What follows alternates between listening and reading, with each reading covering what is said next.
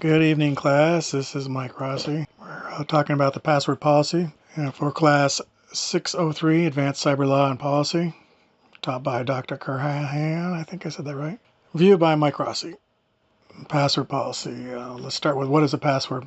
Pretty much everybody knows what it is. It's a string of characters used to verify the identity of the user during authentication. What's a password policy? Password policy is a set of rules designed to enhance passwords and their security of passwords. Why was the password policy developed? Well, to protect data, resources, services, financial transaction, communications, security in the home, your car, medical devices, almost everything nowadays. The list is growing every day. Password and its policies have a big impact on business and the economy, social or political repercussions. It does affect everything. Password policy. How is it applied? Here's the top 10 best practices. You're familiar with some of them, maybe all of them. But number one, enforce password history. You know what that means. You can't have the same password. What a downer. Minimum password age, maximum password age, minimum password length, complexity, reset your password every whatever time you decide, 30 days, 20 days. Use a strong password phrase. Password audits, email notifications, and storing passwords using reverse encryption. These are the top 10 best practices. I guess my first question is, are you using them? How does this policy fit in the national cybersecurity policy or international? Well, everyone. There are no borders on the internet.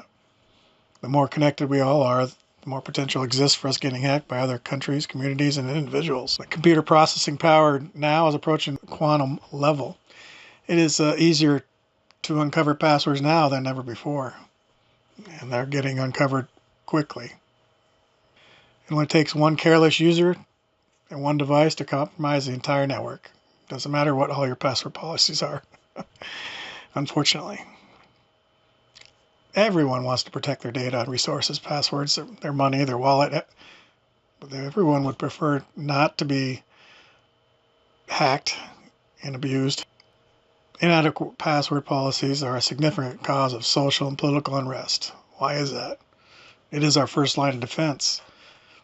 Passwords that we use on a daily basis for everything, from kitchen soup to launching rockets. It's all at some point has a username and password. I think specific example, Equifax, when they got hacked, all the personal data of millions of people. Millions, that means us. But yes, of course, it hurt the company, hurt the stockholders. But you know what? It hurt the employees. But who got hurt the most? The millions of people whose data is in the wrong hands. And the millions of people that are now getting hacked and losing their shirts. The Equifax security breach and many others have caused the politicians to react with massive increase in regulation, which by themselves are not the answer. Well, it's not the answer because it's always after the fact. It's reactive, not proactive. 99% of the time, their policy is based on something that happened. People got hurt. People lost their shirts. And then they may or may not decide to do a policy. And if to do a policy, it's too late. It's like putting on a Band-Aid after you cut yourself, never dealing with what caused the cut.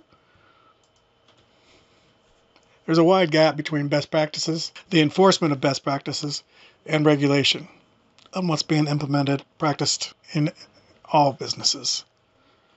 The only way we will ever improve is if we all are on the same page. We have the same objectives and they're attainable. We needed to start designing security from the beginning into our technology, not after. Ethical.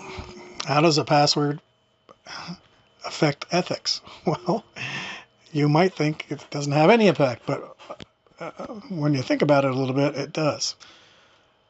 Everyone has a desire to do, well, most people should have the desire to do what's right. And your word is the foundation of trust between business and people. At least it should be. And it's not always. Cybersecurity, people in cybersecurity have to be trusted individuals. There is no gray area there. Either they are or they aren't. And even if management has one idea, do their workers have the same values? Do they agree? Do they adhere? Do they follow the examples and rules set out? The word is getting out. There are some companies that when they get hacked and or they have distress, they're the first ones to disappear. They leave the customer holding the bag, standing there wondering what happened, and the company just left them hanging high and dry. Is that right? No, it's not ethical. It's not it's not what should be practiced. But we're finding that happening more and more. Social implications, a little bit on that. Yes, everybody needs their privacy and doesn't want to be harassed by social media, social platforms, just people in general in the social community. These networks or groups or whatever you want to call them, companies, are getting larger and larger as more and more people join in. People, not all people, but some people starting to feel that they can't trust the internet or corporations. And corporations don't make any change to their devices until after the people get, compromised. Not before. It should be done before, not after. And then you got to deal with misinformation from companies or competitors, their propaganda, their politically motivated, whatever, agendas, and it may or may not be good for the customer. Generally, it's not. But it's clear that we need better tools, better ways to secure our data, our information from hackers, and at the same time keeping the internet open and available to everyone. So it impacts everybody. The effectiveness of the password and its policies. Well, like we said, the quantum level of computing is coming soon, if it's not already here, and passwords are getting exposed at record speed. You can lose your identity, your social security number, your bank account, anytime, any day almost. And we know that the weakest link is the human component. Some statistics, 91% of all cyber attacks begin with spear phishing email, which is commonly used to infect organizations with ransomware. 91%. By 2020, there'll be 300 billion passwords and users. 300 billion. So it's increasing exponentially, and so is the risk.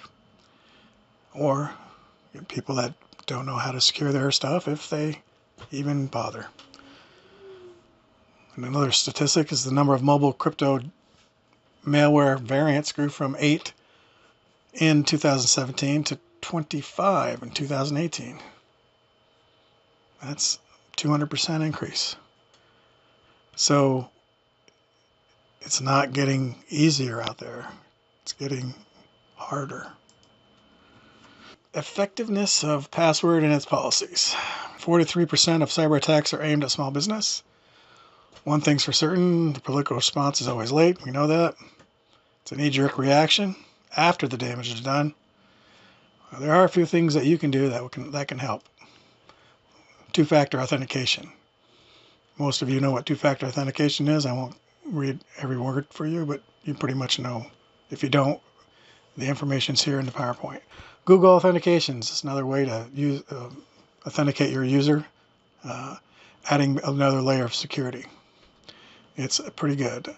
It's not foolproof, but it's 2 steps in the right direction. Common access card, that's another layer of security. And then you have biometrics, and some of these have been covered by other PowerPoints. But I put the information in there because it's relevant. Also, you can use token-based identification. It's just another card that you slip in the computer that is the only way you can access the information is with this card. If you don't have it, you can't access it. So there are a lot of things that can help. Again, layer upon layer upon layer on your password policies. But again, is it working? Well, statistically, if you look at all the research and all the links and references that I have at the end of this PowerPoint, you'll see that the answer is no. Based on the research, and the links are there, it is not keeping pace with the level and the needs of the security on a day-to-day basis. Why is that? Well, one reason, we'll just say it is the weakest link. No matter how many levels of security you have, if the weakest link is not doing what they're supposed to be doing in best practices, then your security will fail. And even worse, when you have an insider who's doing it deliberately.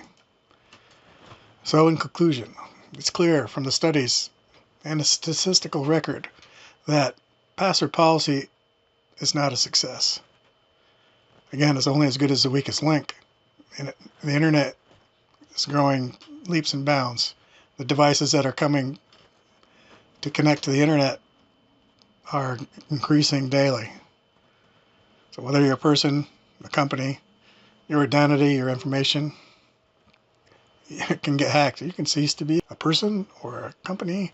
You can lose all access to your money, your resources. And if that's the case, whether you're a company or an individual, how long would you last? Are you prepared for this? Most people aren't. A lot of companies aren't either. So using the internet is more dangerous and less secure than ever before. And it's almost like user beware. If you're not paying attention, you can get robbed blind. Oh, before I stop, I wanted to just make a note that the references to all this information is backed up by these references here. There's studies in here of people that did the research on every aspect of password policy and whether it's working or not. The things people do.